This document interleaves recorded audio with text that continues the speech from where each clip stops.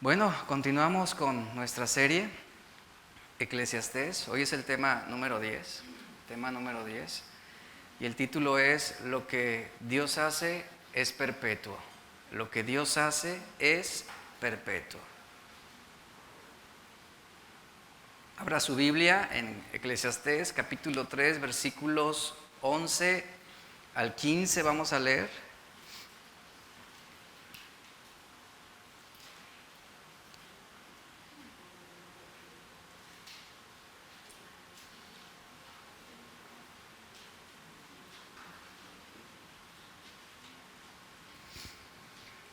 Vamos a hacer lectura. Todo lo hizo hermoso en su tiempo y ha puesto, ¿qué? Eternidad en el corazón del hombre, sin que éste alcance a comprender la obra hecha por Dios. Esa palabra eternidad, por favor, subráyela. Es la palabra hebrea olam, así, olam. Y ha puesto olam en el corazón del hombre, sin que éste alcance a comprender la obra hecha por Dios desde el principio hasta el fin. Yo he conocido que no hay para ellos cosa mejor que alegrarse y hacer bien en su vida, y también que es don de Dios que todo hombre coma y beba y goce el bien de toda su labor. Y el versículo 14. He entendido que todo lo que Dios hace será ¿qué? Perpetuo. Ponga atención a esto. Esa palabra perpetuo es la misma palabra que leímos al inicio. Esa palabra perpetuo es olam también, olam. Todo lo que Dios hace será perpetuo, sobre aquello no se añadirá, ni de ello se disminuirá, y lo que hace Dios, para que delante de él teman los hombres, aquello que fue, dice, ya es, y lo que ha de ser, fue ya, y Dios restaura lo que pasó. Yo voy a pedirle un favor enorme. Apague su celular, póngalo en silencio, evite platicar, evite susurrar. Yo necesito toda su atención a esta enseñanza, toda su atención, toda su concentración, porque hay términos que van a ser difíciles a lo mejor de concebir en el momento, y yo necesito que usted esté conmigo totalmente. ¿Sale? ¿Se compromete? Mire, Salomón aquí usa un término en el versículo 14, él dice, he entendido que todo lo que Dios hace será perpetuo. Esta palabra entendido habla de que Salomón llegó en su vida a un pensamiento conclusivo sobre lo que fue, lo que es y lo que será. Esto lo llevó a una progresión en su razonamiento lógico, obteniendo respuestas correctas a todos sus dilemas. Él llega a una conclusión arraigada sobre el olam de Dios. Y por un momento él pone su mira en las cosas espirituales, hace a un lado su forma de pensar sobre lo que sucede debajo del sol en esta vida, y hace una aseveración de que todo lo que Dios hace es definitivo. Tiene una trascendencia que va más allá de lo que vemos, de lo que sentimos, de esta tierra. No se le puede agregar ni quitar nada a lo que Dios ha establecido. Mire, hay algo que impide la labor del Espíritu Santo en lo que tiene que ver con llevarnos a ese entendimiento correcto acerca de su verdad. ¿Y sabe qué es? Es nuestra mente carnal. Nuestra mente carnal que está puesta en las cosas de la tierra.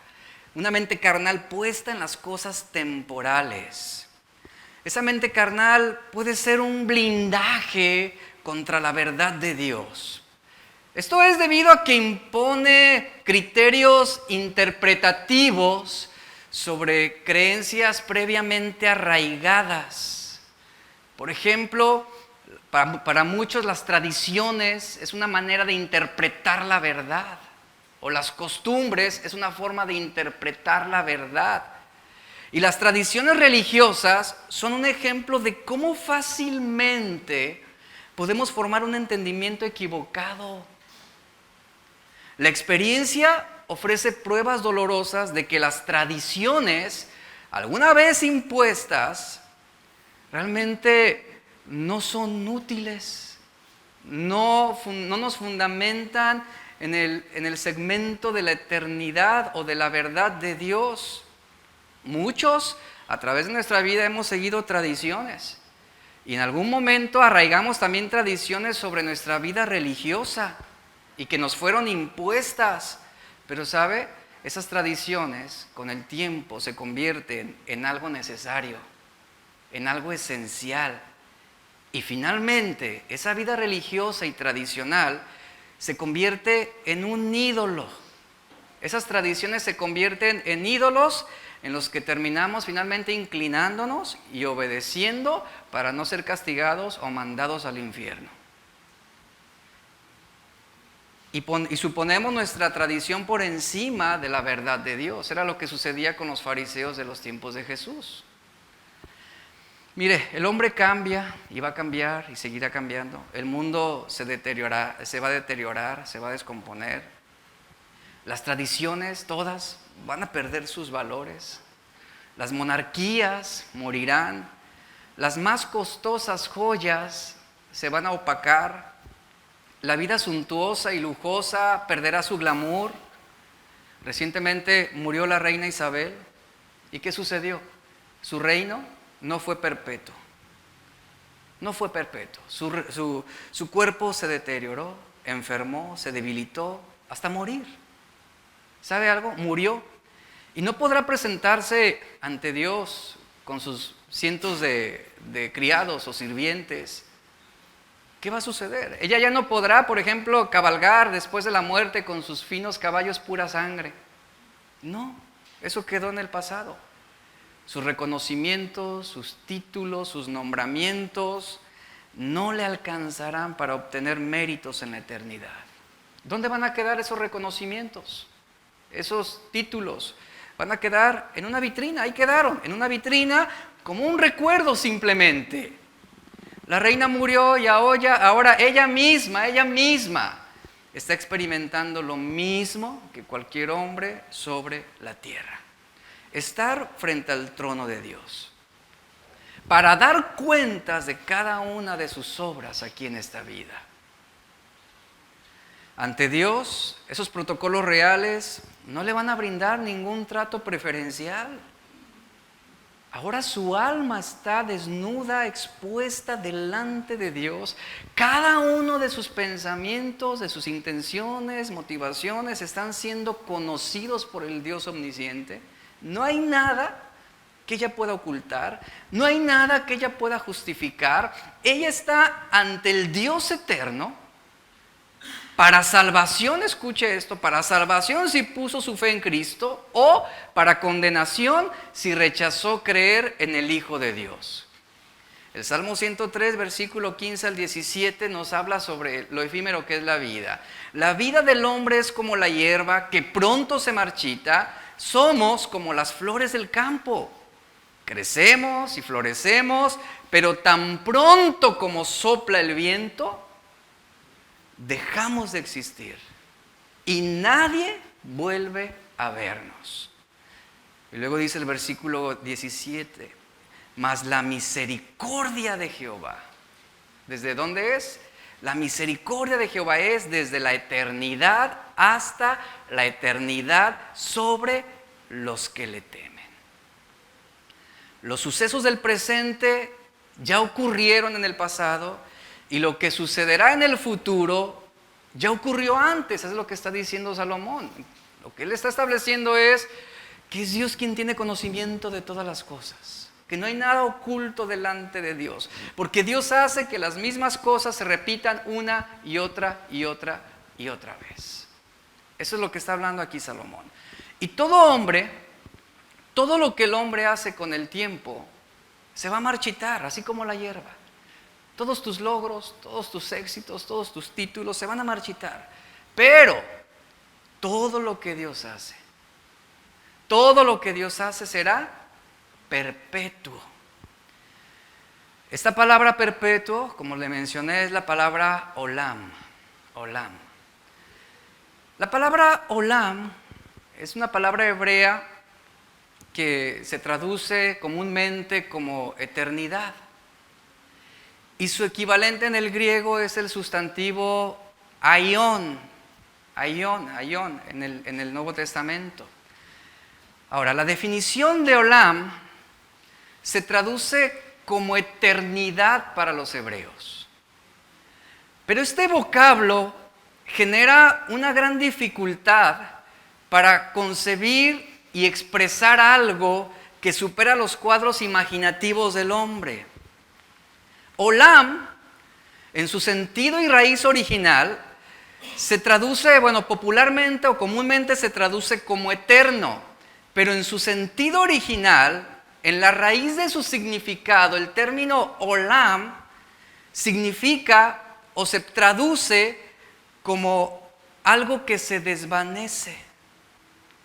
Para los hebreos, la palabra olam, su significado real era lo que resulta ser oculto. Escuche esto, por favor. Lo que resulta ser oculto, escondido, que se desvanece, y otro significado era tiempo fuera de la mente. Tiempo fuera de la mente, es decir, pasado, presente y futuro.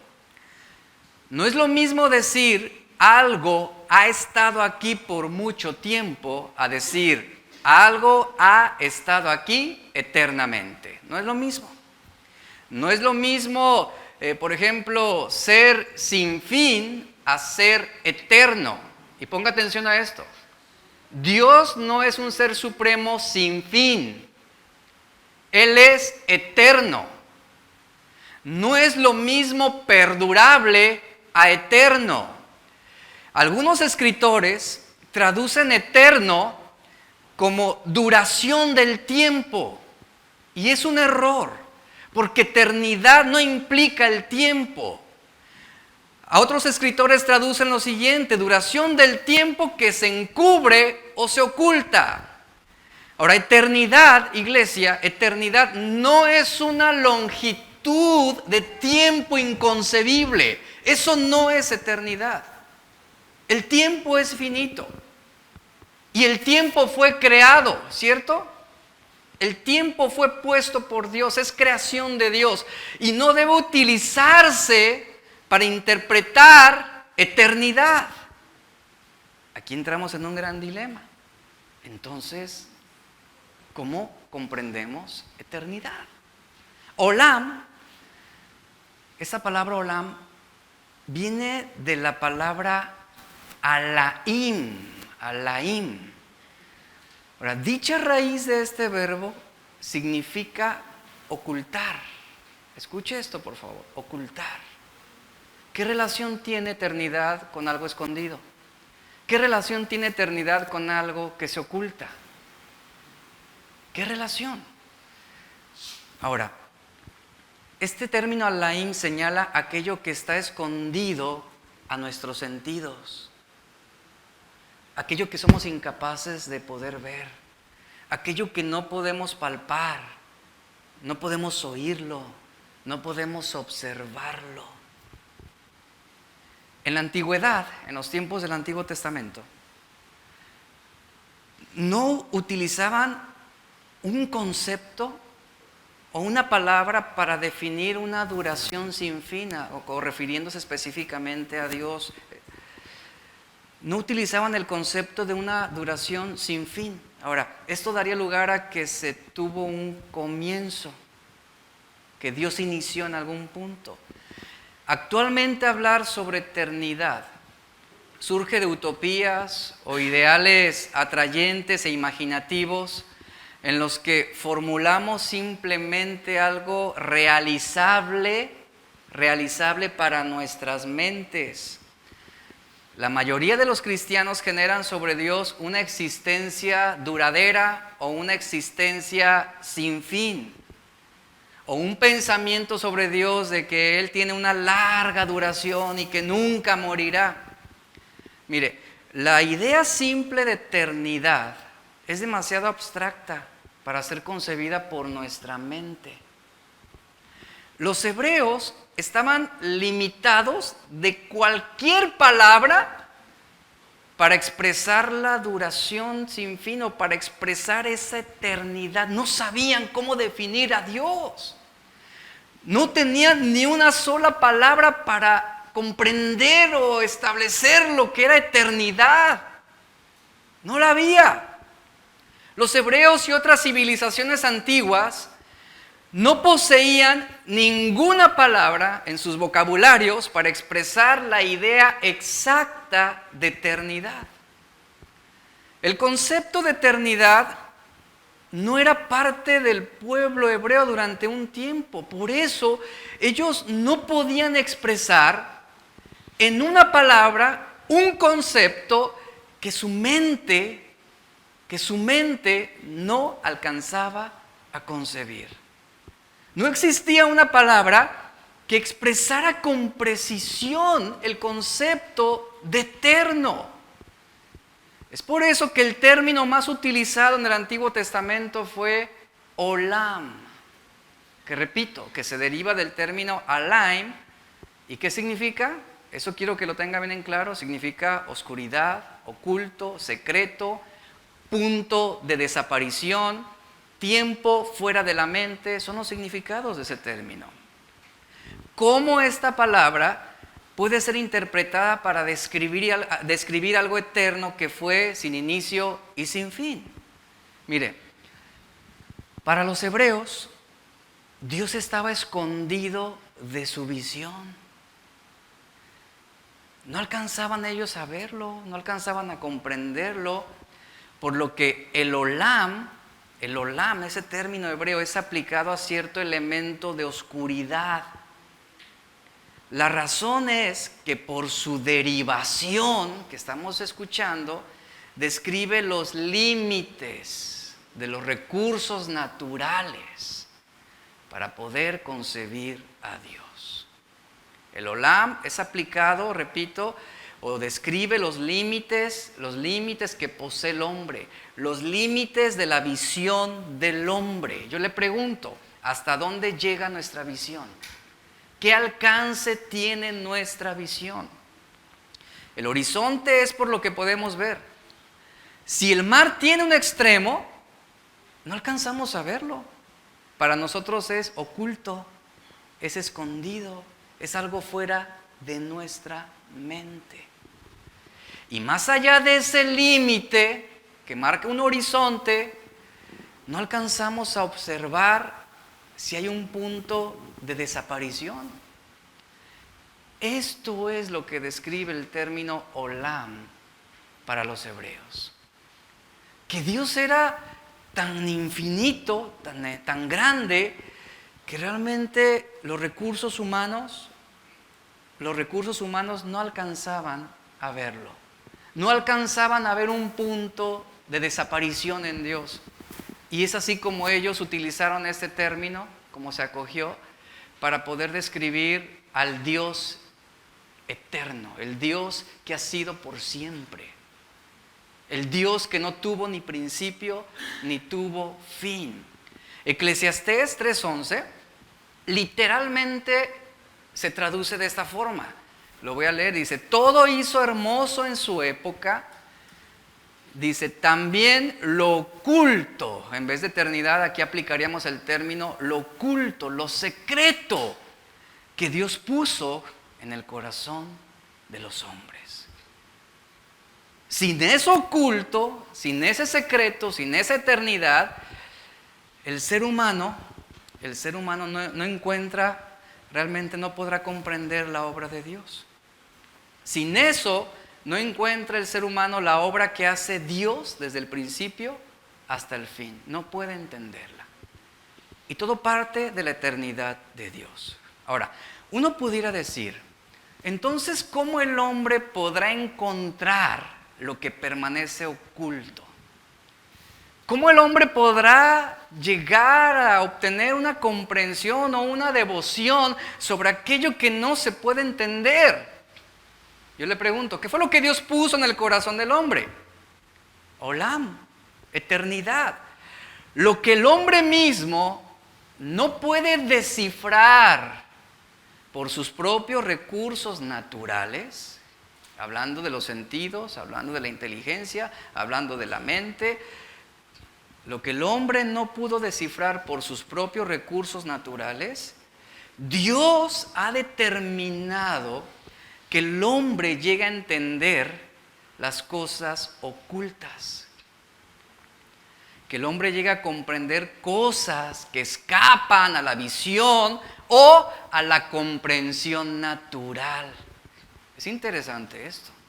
Por ejemplo, para Nicodemo, en Juan 3, leemos esa historia, para Nicodemo era algo escondido, oculto, secreto y fuera del alcance de su mente el nuevo nacimiento.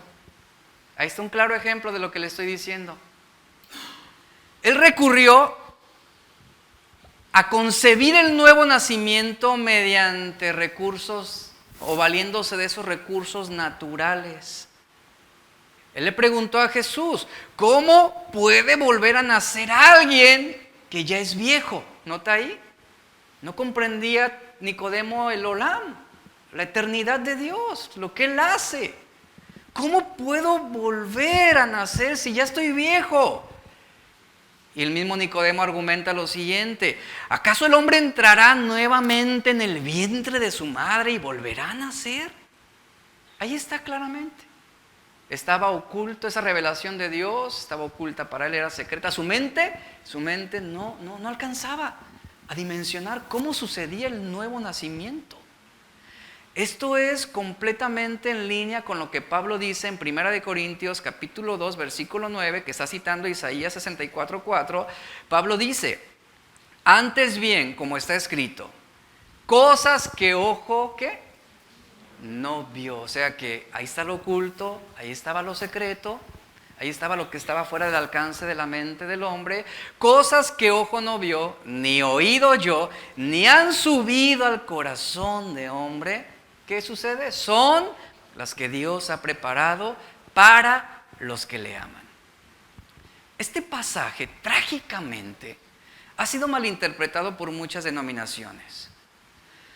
Lo que trata aquí es que los recursos naturales del hombre, sus sentidos, ojos, oídos, corazón, pensamientos, no son suficientes para conocer o comprender al Dios eterno.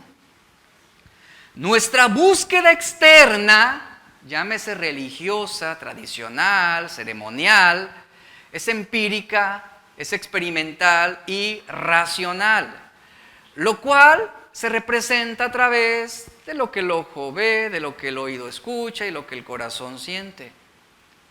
Pero Pablo está diciendo que esto no sirve para descubrir a Dios. Si una persona está orando y diciendo, hasta que no te vea, te voy a ver, voy a creer en ti, Señor, su búsqueda va a ser infructuosa. Han surgido muchas falsas doctrinas, muchos falsos razonamientos, muchos falsos conocimientos que se justifican como una verdad, el afirmar ese tipo de cosas que están fuera de lo que la Biblia nos enseña. Y hay que tener mucho cuidado, porque muchos están justificando una idea, un pensamiento, una opinión o una visión en lo particular, como si esto fuera una verdad absoluta, y no es así. Por eso debemos tener mucho cuidado sobre lo que estamos escuchando y de quién estamos aprendiendo la palabra de Dios. ¿Por qué? Porque podemos generar un tipo de comprensión sobre Dios que procede únicamente de la experiencia, es decir, las vivencias, que procede de la mente, de las reflexiones o de los sentidos, que tiene que ver con las sensaciones. Dios preparó el corazón, es lo que dice Salomón, Él preparó nuestro corazón para entender sus misterios. Eso es lo que dice, Dios ha puesto eternidad en el corazón del hombre. Es esto, Él preparó nuestro corazón para entender esas cosas ocultas que no pueden ser interpretadas a través de la experiencia, ni de las vivencias, ni de las reflexiones, ni de los sentidos. Dios ha preparado eso para que nosotros podamos conocerlo. El hombre el hombre solamente encuentra el sentido de la creación y de todo lo que Él ha hecho si Dios se lo concede. Mire, cuando esto nos es revelado por Dios, cuando nos es revelado Olam, todo tiene sentido en la Biblia. Por ejemplo, usted puede comprender ya la creación, que para algunos es ridículo que en 6 días Dios haya creado todas las cosas. Para muchos todavía sigue siendo algo oculto, algo que está fuera de la mente, pero cuando entra esa revelación de Dios, que Dios nos concede el poder entender esos misterios, nosotros leemos la historia sobre la creación y ¿qué decimos? ¡Wow! Eso es maravilloso, la obra de Dios. Adán y Eva, por ejemplo, que para muchos es algo incógnito, nosotros adquirimos ese entendimiento sobre lo que sucedió en el Edén. El arca de Noé, que para muchos es causa de mofa y ridiculez, nosotros entendemos la revelación que hay dentro de esa arca, ese suceso maravilloso.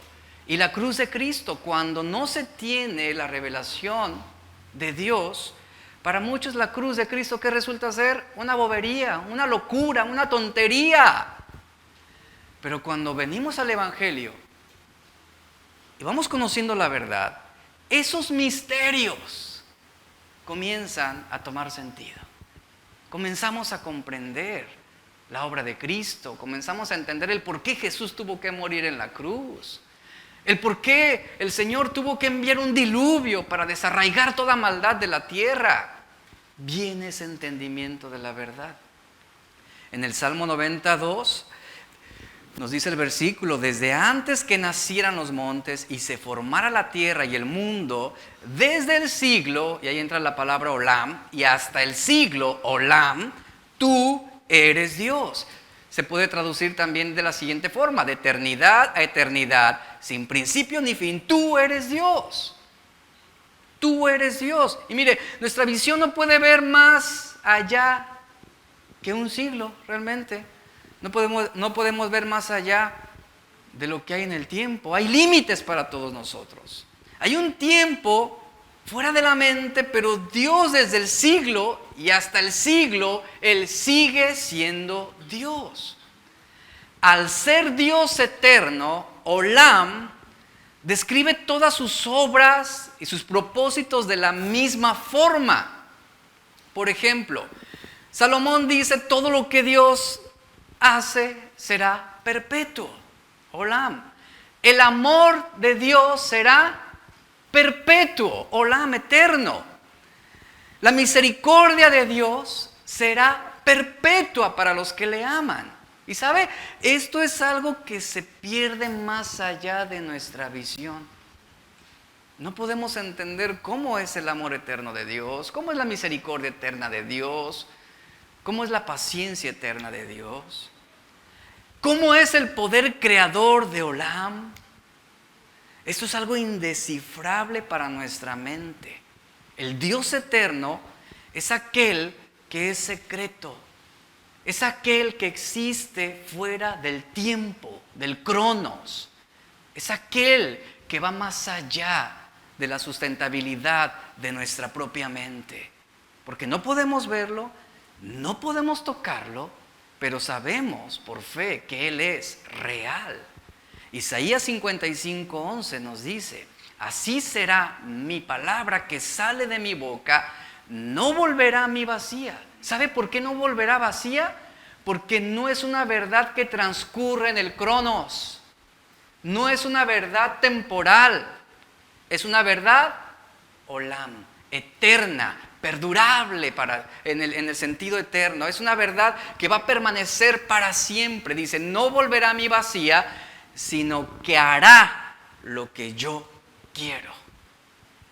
Y será prosperada. ¿En qué sentido? Escuche, ¿en qué sentido? Prosperada eternamente en aquello para que la envíe.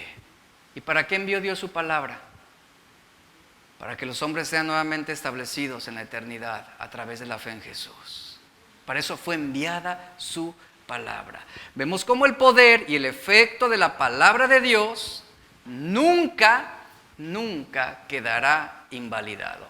El cielo pasará, la tierra pasará, Pero esa palabra, esa verdad, olam, nunca quedará invalidado. ¿Por qué razón? Porque no posee una existencia temporal, no posee una existencia temporal, efímera. Su palabra, su verdad va a producir un resultado eterno porque Él es olam, Él es eterno. El tiempo, entendamos lo siguiente, el tiempo simplemente es un instrumento de Dios que establece el cumplimiento profético de los propósitos perpetuos del Padre. Ahora, Dios es, en primer lugar, un ser incomprensible. Eso es la verdad, es la realidad, es lo que estamos viendo hoy. Y maravillados ante su eternidad, ante esto únicamente podemos quedar obligados a usar y a repetir las mismas palabras de Zofar en Job 11, 7 al 9, donde este hombre decía lo siguiente: ¿descubrirás tú los secretos de Dios? ¿Llegarás tú a la perfección del Todopoderoso? Es más alta que los cielos. ¿Qué harás? Es más profunda que el Seol. ¿Cómo la conocerás? Su dimensión es más extensa que la tierra y más ancha que el mar. Ahí está ese lado oculto, ese olam, algo que es incomprensible, fuera del tiempo de nuestra mente. Algo que no podemos comprender en su totalidad. Y cuando dirigimos nuestro pensamiento a la eternidad de Dios, a su ser inmaterial, a su omnipresencia, a su omnisciencia, a su omnipotencia, quedamos paralizados. Quedamos paralizados, ¿por qué? Porque es algo oculto para nosotros, es algo escondido, es algo que nuestra vista no alcanza a dimensionar. No hay un punto de final, no hay un punto de desaparición, no lo hay. Nosotros somos finitos, pero Dios es infinito. Ahora yo quiero, en este momento, rápidamente, usted ahí en su lugar, defina eternidad en sus propias palabras. Ahí usted en su mente. Defina eternidad en sus propias palabras. Haga una frase. Defina eternidad en sus propias palabras. ¿Ya lo hizo? ¿Sí? Ahora define eternidad sin involucrar el tiempo. Hay un choque ahí en nuestra mente. No sé si usted lo experimenta, pero hay algo que no puedo involucrar, no puedo. Hay algo que tengo que involucrar duración, tengo que involucrar un inicio, un fin, un proceso. Ahora usted notará que es imposible definirla sin involucrar el concepto del cronos, del tiempo. Porque normalmente nosotros decimos, bueno, eternidad es una existencia de larga duración. Eternidad es ser perdurable. O eternidad es una existencia donde el tiempo no va a ser más, donde no vamos a morir, donde no vamos a sufrir. Por ese motivo, el término olam, eternidad, es de los vocablos más difíciles de fijar con claridad. Porque es un concepto con el que menos relacionados estamos de manera experimental. Es algo que no podemos sentir, no lo podemos ver, no lo podemos tocar. Eternidad no es algo que pueda comprenderse mediante los sentidos. No, ya que tiene una trascendencia a los recursos naturales del hombre. La eternidad no sucede y decimos, ya fue eternidad. Así como decimos, pues fue ayer, o fue mañana, o es hoy. No podemos utilizar esos términos en eternidad. ¿Por qué? Porque la eternidad no está transcurriendo. La eternidad no está pasando, no está avanzando, ni tampoco se está deteniendo. No necesitamos estar conscientes de ella para que esté sucediendo. No. Al no sentirla, fíjese, al no sentirla, como tiempo, o al no vincularla con el tiempo, obviamente no vamos a experimentar su paso. ¿Por qué? Porque la eternidad no pasa. Es como, vamos a usar ese término, es como si no existiera porque no la vemos, no la sentimos y no la oímos. Ahora, el dejar pasar el tiempo, por ejemplo, sí deja sus efectos notables. Ya pasa el tiempo y ¿qué sucede? En lo laboral, en lo social, en la salud, en el cuerpo, en el físico, en la materia. Biológicamente, uno va viendo el paso del tiempo, va dejando su huella.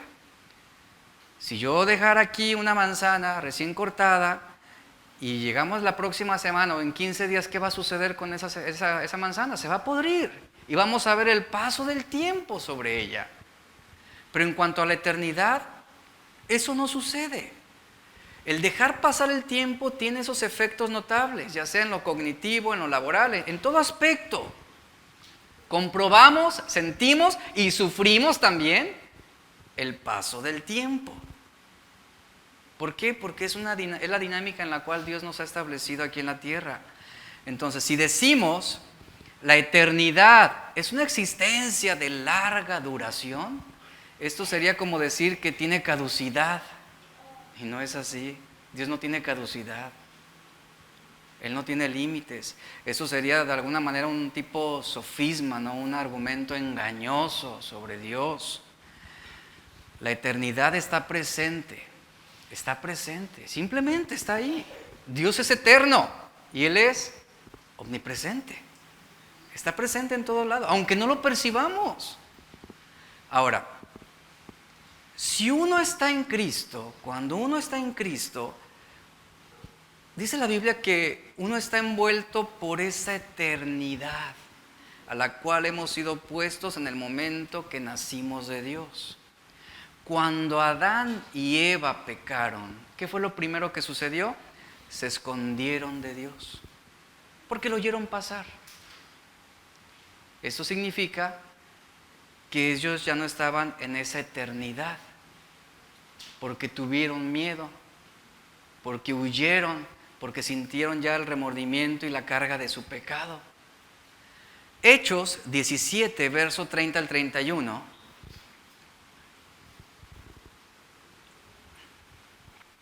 Vea lo que dice. Pero Dios, habiendo pasado por alto los tiempos de esta ignorancia, ¿cuáles son los tiempos de esta ignorancia?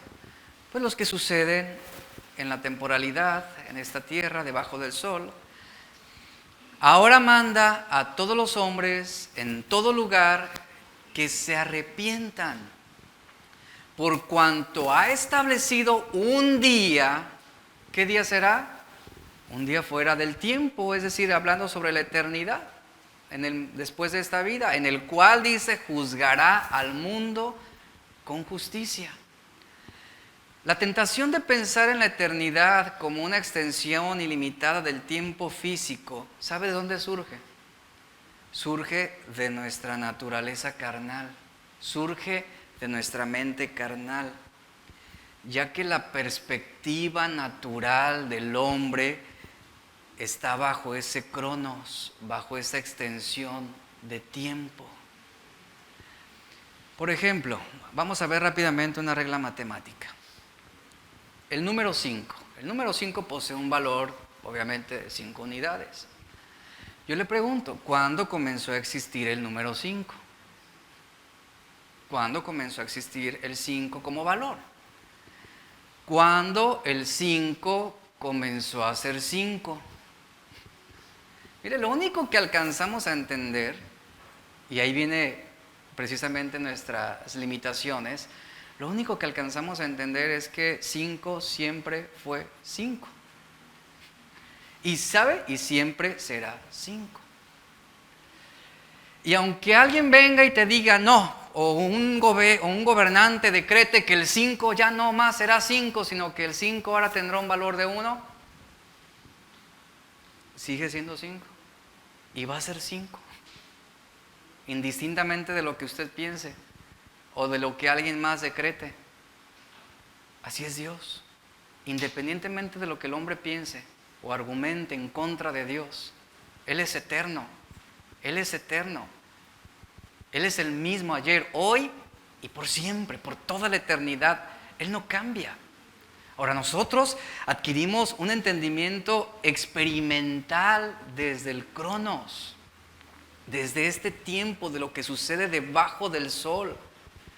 Y sabemos que 5 siempre será 5. ¿Por qué? Sabemos que esto es verdad porque aunque no tengamos las respuestas a las preguntas anteriores de cómo comenzó a existir el 5, cuándo 5 comenzó a ser 5, tenemos una estructura, algo puesto por Dios, esa eternidad puesta en el corazón del hombre que nos permite tener la certeza de que esta es una verdad absoluta. Ahí es donde recibimos esa revelación de lo que es oculto, de lo que está fuera de nuestra mente. Génesis 1:26 nos dice, Génesis 1:26, Dios creó al hombre, ¿a qué? A su imagen. Ponga atención con esa palabra, a su imagen y conforme a su semejanza. ¿Qué significa esto? Que al ser Dios eterno, Él estableció al hombre, a la mujer, conforme, dice, a su imagen y conforme a su semejanza. En este caso aquí vemos 2 palabras importantes, imagen y semejanza. Recuerde, Dios es eterno. Debido a esa imagen, ¿y sabe qué significa esa imagen en el hebreo? Esa palabra imagen, Dios creó al hombre a su imagen.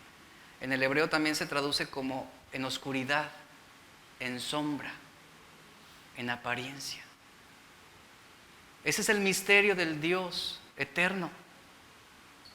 Dice el Salmo 39:6, como una sombra es el hombre. Y en esa semejanza, que en el hebreo es el término dimensiones o propiedades que corresponden a Dios, debido a esa imagen y semejanza de Dios, el hombre, escuche, el hombre podía relacionarse y tener comunión con Dios debido a su naturaleza moral y eterna. El hombre fue creado en la eternidad y cuando nacemos de nuevo simplemente estamos siendo puestos ¿en qué? En un estado espiritual de lo que antes fue, esto es eternidad. Es sobre este entendimiento que el apóstol Pablo nos dice, si alguno está en Cristo, esa expresión nueva criatura hace referencia a esto, ha sido puesto ya en la eternidad. Las cosas viejas pasaron, es decir, lo que dominaba la carne, he aquí todas son hechas nuevas. Eso significa que a partir de esa transformación espiritual hay un nuevo punto de partida, ya no a lo terrenal, sino a todo lo que es eterno. 2 Corintios 5:17. Jesús, desde la perspectiva de la eternidad, Él dijo en Juan 6:63, el Espíritu es el que da vida. Y luego viene lo siguiente, la carne para nada aprovecha. Lea eso conmigo, la carne para nada aprovecha. Las palabras que yo os he mandado son espíritu y son vida. Esta expresión de la carne para nada aprovecha, lo que Jesús estaba diciendo es que la carne no le puede dar al hombre nada provechoso para la vida eterna. Jesús enseñó a Nicodemo que lo que es nacido de la carne, ¿cómo va a permanecer? Siendo carne. Carne es. Y lo que es nacido del Espíritu, Espíritu es. Juan 3:6. Y de allí la necesidad de nacer de nuevo. Es decir, nacer de lo eterno. Si partimos de lo tangible, de lo visible, de lo carnal, de lo que Pablo dice que son cosas temporales, la palabra temporal es proskairos, y no de lo invisible, de lo que no se ve, que es eterno, es decir, de lo que perdura, de lo que permanece para siempre, porque Dios es eterno, si no partimos precisamente de esto, vamos a entender las cosas, todas las cosas las vamos a interpretar y entender desde la perspectiva natural, que es la caída del hombre. Y tarde o temprano vamos a utilizar métodos humanos más que revelación de Dios para concebir su voluntad. Y vamos a terminar con una teología que encontró su raíz en experiencias, en emociones y en conceptos meramente humanos. Cuando uno viene a la fe, cuando uno cree y viene a Jesús y pone su fe en el Señor, sucede una obra extraordinaria. Somos traspasados de las tinieblas a su luz admirable, dice la Escritura, y por medio del nuevo nacimiento somos puestos ya en la vida eterna. Es decir, ya que aún aquí en la tierra experimentamos, tenemos un vestigio de lo que será la eternidad. La eternidad cobra una dimensión mucho más plena. Cosas que, por ejemplo, para nosotros antes eran irrelevantes o que eran motivos de preocupación, ahora estando en Cristo, ya no lo son, sino que ahora todo cobra una dimensión contundente en nuestras conciencias. Ahora nuestras conciencias, nuestros corazones captan la realidad de la eternidad y cómo todo, escuche esto, cómo todo lo que hago, mi trabajo, lo que estudio, lo que estoy preparando, lo que escribo, todo lo que escucho, ahora todo se vincula a ella, a esa eternidad. De allí que el apóstol Pedro se adelantara a decir lo siguiente en Juan 6:66, Señor, Juan 6:68, perdón, Señor, ¿a quién iremos? ¿A quién? Si solo tú tienes palabras de vida eterna. La Biblia nos enseña que Dios creó al hombre en la eternidad. Y desde allí, escuche, desde allí lo llamó. Jeremías 1:5 nos dice, antes que te formara en el vientre, te conocí. Antes que nacieras, te santifiqué, te di por profeta a las naciones. Efesios 1:4 también nos dice, según nos escogió en Él antes de la fundación del mundo, para que fuéramos santos y sin mancha delante de Él. Esta palabra escogidos, fuimos escogidos, es la palabra griega proorizo, y ese término se aplica a los planes de Dios ejecutados desde un orden eterno. Desde ese proorizo, Dios puso eternidad en el corazón del hombre, como lo dice Salomón, para que viviera en un ámbito proskairos, es decir, un ámbito temporal que previamente había sido creado para que el hombre se desenvolviera y para que el hombre pudiera vivir. Esto en Génesis 1:3. Y qué importante es entender esto. Fuimos creados en la eternidad y fuimos insertados en lo temporal para vivir haciendo la voluntad de Dios. Ahora, lo temporal, el cronos, es algo que no siempre ha sido, y la eternidad siempre ha estado. ¿Por qué? Porque Dios es eterno.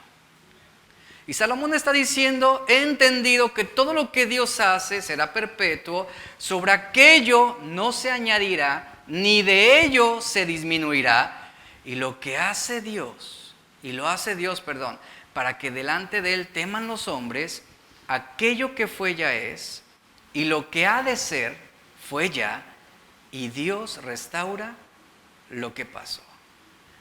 Esta expresión, lo que leemos en el versículo 15, es muy interesante, también es muy importante. Ahorita lo vamos a estar desarrollando.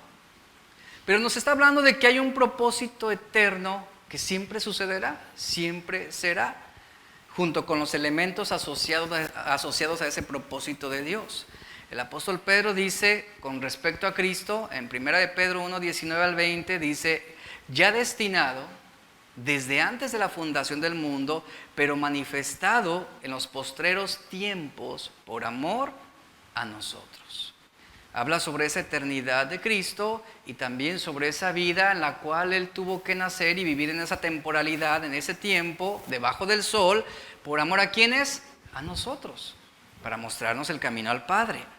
Y Salomón está diciendo, he comprendido que todo lo que Dios hace es perpetuo, todo lo que Dios hace va a permanecer para siempre, no hay nada que añadirle ni quitarle, y Dios ha hecho así todas las cosas para que el hombre le tema. Ahora, aquí hay algo muy misterioso en esas palabras de Salomón. No hay nada que añadirle, ¿a qué? No hay nada que quitarle. Dios ha hecho todas las cosas así para que le teman. Y vuelvo a leer, dice el versículo, y bueno, aquello que fue ya es, y lo que ha de ser fue ya. Y dice, y Dios restaura lo que pasó. ¿A qué más podría estarse refiriendo Salomón? ¿A qué más podría estar haciendo alusión Salomón que no fuera temporal? Que no fuera temporal. ¿Sabe a qué? Al sacrificio de Cristo. Salomón ignoraba muchas palabras que él escribía, porque recuerde que él recibió una inspiración del Espíritu Santo. Al sacrificio de Cristo, que fue un sacrificio perfecto.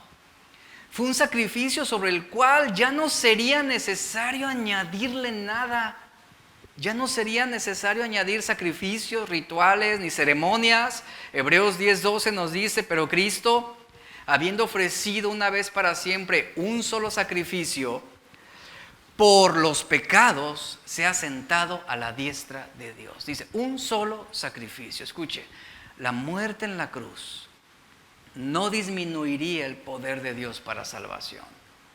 Todo lo contrario, el sacrificio de Jesús cumpliría en su totalidad y con la misma tonalidad con todos los requisitos sacrificiales y ceremoniales.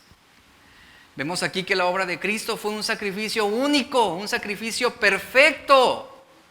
Y los que han confiado en Él, los que hemos puesto nuestra confianza en el Señor, ya no tenemos nada que temer, ¿cierto? No hay nada que temer. ¿Por qué? Porque hemos sido hechos perfectos para siempre en la eternidad. Porque es una obra de Dios. Ahora, en ese tiempo que transcurría, la Biblia dice que los sacerdotes día a día ministraban, ofreciendo muchas veces los mismos sacrificios, sacrificios que nunca podían quitar los pecados de los hombres. Había ofrendas reiteradas y lo mismo una y otra y otra y otra vez. Pero ¿sabe algo? Sacrificios que eran insuficientes para quitar la culpa del pecado. Ofrendas que eran tan débiles que solo cubrían, si acaso, un año temporal, era todo, pero que no eran eficaces de quitar por completo el pecado para ser puestos en la eternidad. Hasta el día de hoy, fíjense, hasta el día de hoy nuestra necesidad de encontrarle sentido a vivir nos ha llevado con psiquiatras, con psicólogos, con humanistas, con filósofos humanos, que intentan tratar los problemas de nuestra vida desde un plano temporal. Pero ¿sabe? Pero ninguno de ellos, a pesar de sus títulos, diplomados o doctorados que adquieran en conocimiento humano, ninguno de ellos podrán quitar la culpa que está arraigada en lo más recóndito de nuestro corazón. Ellos podrán quitar el remordimiento por unas horas, pero no la culpa de nuestro pecado. Es como aquel hombre que busca la marihuana para alterar su conciencia. ¿Qué sucede? Adormece su culpa. Y efectivamente puede sentirse mejor por un tiempo, pero ahora tiene dos problemas a la vez: una adicción y una culpa por su pecado. Así somos, así es el hombre. Y Salomón está diciendo algo magistral: aquello que fue, ya es. Y lo que ha de ser, fue ya. Y Dios restaura lo que pasó. Una consecuencia consoladora de la eternidad de Dios es la certidumbre de que Dios nunca nos dejará. De que Dios nunca, jamás dejará de ser Dios. Porque Él es eterno. Esto nos da la certeza de que ese control providencial sustenta todas las cosas y que todo lo que Dios ha establecido, todo lo que Dios ha planeado, será perpetuo, es decir, está garantizado. Dios no abandonará sus designios eternos para complacer nuestros deseos temporales. Tenemos el ejemplo de Jonás, quien terminó enojado en contra de Dios por ser perdonador y misericordioso. El profeta esperaba la destrucción de sus enemigos, mostró repudio, rechazo a la bondad de Dios por lo que estaba sucediendo con los de Nínive. Vemos en Jonás que había un interés egoísta. Él esperaba ser satisfecho, él quería ser satisfecho. Y ante el hecho del designio eterno de Dios, Jonás reprochó y le dijo: sabía que tú eres Dios clemente y piadoso, y mira lo que ha sucedido. Los de Nínive se arrepintieron. Este profeta no quería que los de Nínive fueran perdonados. Y ese fervor patriótico desequilibrado lo desvió del plan de Dios. En los tiempos antiguos, así como para Jonás era un misterio la obra de redención para los de Nínive, y que iba en contra de sus ideas, en los tiempos antiguos, de la misma manera, el plan de redención para los hombres era un misterio. El cómo Dios restauraría su creación, cómo el Señor nuevamente traería la salvación eterna a los hombres. Esto era algo muy misterioso, esto era algo fuera de la mente, era algo oculto, algo escondido, era un pensamiento que traspasaba sus pensamientos. Y es hasta el Nuevo Testamento, por medio del apóstol Juan, que se devela este misterio. Juan, capítulo 1, verso 1, dice: en el principio era el Verbo. Y el Verbo estaba con Dios, y el Verbo era Dios. Este estaba en el principio con Dios. Todas las cosas por medio de Él fueron hechas, y sin Él nada de lo que ha sido hecho fue hecho. En Él estaba la vida, y la vida era la luz de los hombres. La luz resplandece en las tinieblas, y las tinieblas no la dominaron. Y el versículo 14 nos dice: y el Verbo, lo eterno, el Dios eterno, se hizo hombre. El Verbo se hizo carne y habitó entre nosotros, lleno de gracia y de verdad, y vimos su gloria, gloria como la del unigénito del Padre. Jesús ha sido y es ahora. Él será y ha sido. Jesús vino como un hombre y vivió como un hombre y sufrió como un hombre. Las primeras referencias a Él estaban veladas, ocultas, escondidas, eran difíciles de descifrar. De manera que muchos profetas hablaban de ese Salvador, pero ellos mismos no alcanzaban a discernir con su propio entendimiento que Dios descendería en la forma de hombre. Era algo que no podían comprender. El plan de redención de Dios era un misterio, aún para los intelectuales y los pensadores como Salomón, hasta que el Espíritu Santo fue derramado sobre los que creyeron. Nos dice Juan 14:26, quien el Padre envió, el Espíritu Santo, quien fue enviado para enseñarnos todas las cosas y recordarnos la verdad sobre Cristo. Y acompáñame a Gálatas 4 y 5, estoy terminando. Gálatas 4 y 5.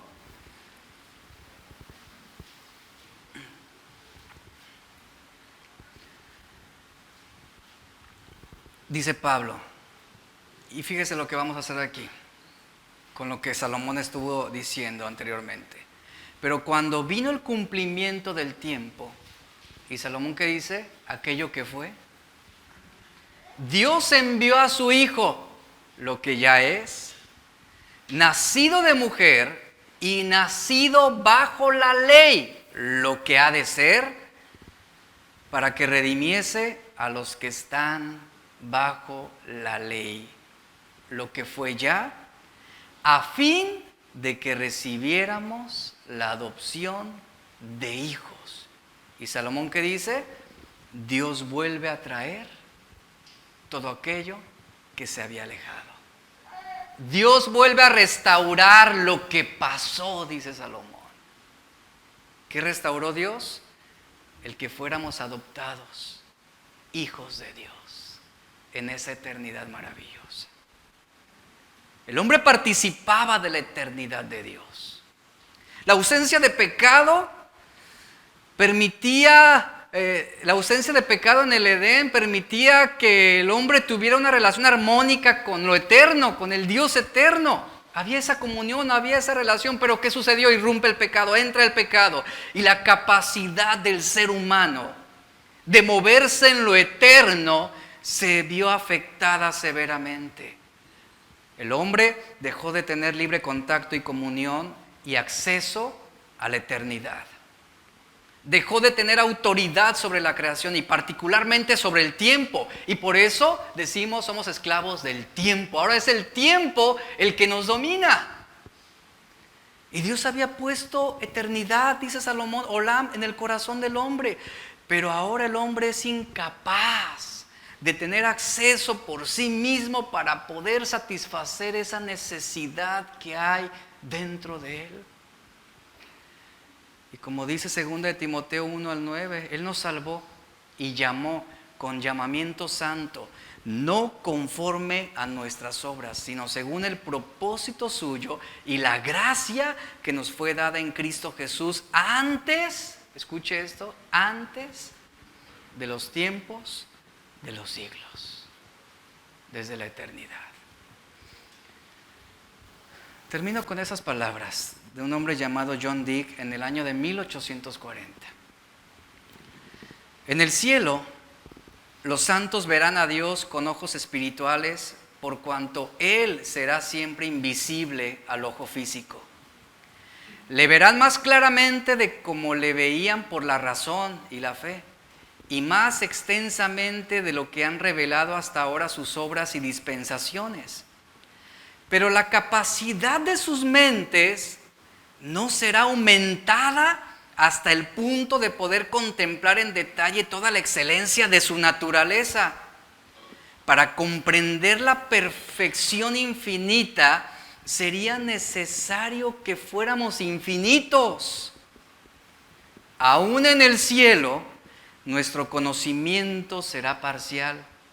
Sin embargo, nuestra felicidad será completa, porque nuestro conocimiento será perfecto en el sentido de que será el adecuado para la capacidad del sujeto, aunque no agote la plenitud del objeto.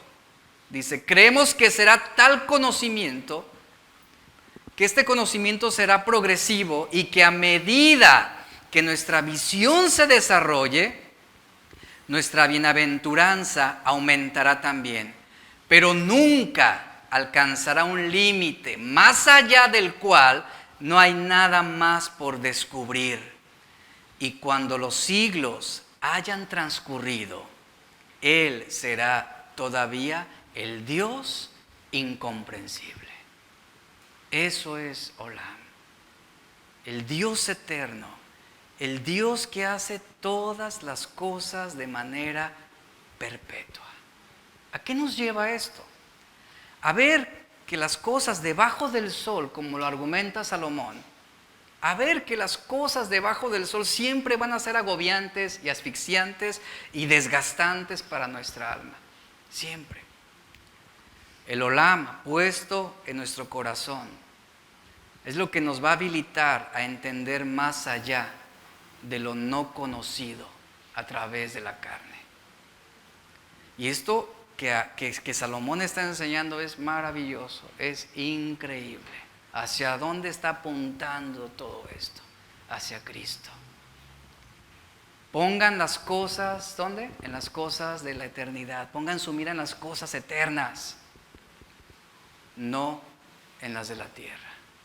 Cierre sus ojos, por favor. Póngase de pie. Vamos a orar. Vamos a orar.